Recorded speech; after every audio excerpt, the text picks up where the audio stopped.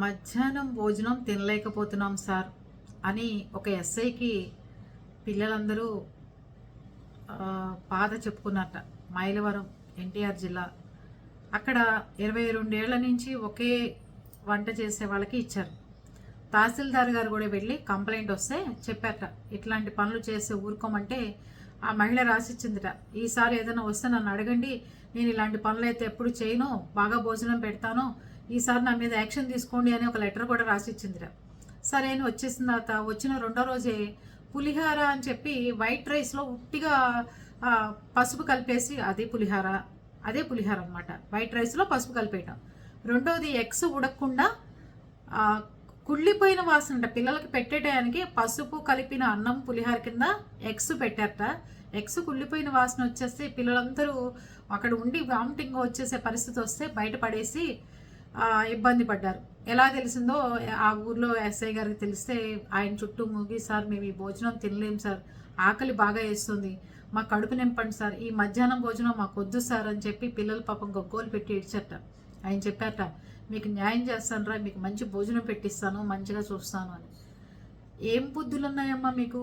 మంచి భోజనం పెట్టడం చేత కాదు, గవర్నమెంట్ ఎన్నో పథకాలు పెట్టి పిల్లల కోసం ఎంతో తాపత్రయపడి చేసుకొస్తుంటే ఇలాంటి చండాలం మనుషులు కూడా ప్రపంచంలో ఏడ్చారు.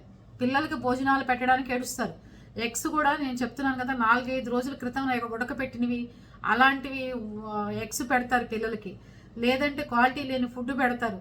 వాళ్ళని ఏమన్నా మీ ఇంట్లో తీసుకొచ్చే సామాన్లు సరుకులు భోజనాలు పెట్టమంటున్నామా?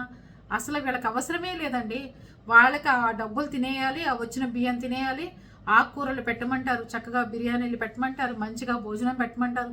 ఈ పులిహార ఎవరు కనిపెట్టారో కానీ పిల్లలకి దాంట్లో పసుపు కలిపేసేసి ఆ పాండి పెడతారు. మిగిలిపోయిన అన్నం కానీ ఏదైనా కానీ పిల్లలకి అలా పడేస్తే, మీకు కూడా నేను ఇంకోసారి చాలాసార్లు చెప్తున్నాను, ఆవిడకి కూర్చోబెట్టి ఆవిడ పిల్లలకి ఆవిడ ఫ్యామిలీకి రోజు ఆవిడ చేత ఎట్లా ఉండి పిల్లలకి పెడుతుందో అదే ఎగ్గు అదే పసుపు కలిపిన పులిహార లాంటి అన్నం పెడితే అప్పటికి ఇలాంటి పనులు చేయాలి అంటే భయపడే పరిస్థితి వస్తుంది. ఇది మైలవరంలో జరిగింది. ఎస్ఐ గారు హామీ ఇచ్చారట. మరి చూద్దాం పిల్లలకి ఏం న్యాయం జరుగుతుందో. ప్రభుత్వాలు ఎంత ఖర్చు పెట్టి ఎంత చొరవ తీసుకుని ఎంత బాధ్యతగా చేస్తే ఏమొస్తుంది?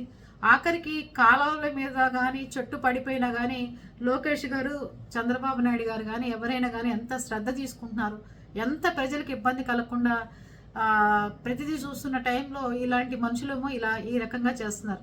ఏం చెప్తాను చెప్పండి ఇలాంటి వాళ్ళని? పిల్లల భోజనం విషయంలో కనుక తేడా వస్తే అస్సలు క్షమించొద్దు. అర్థమైందా?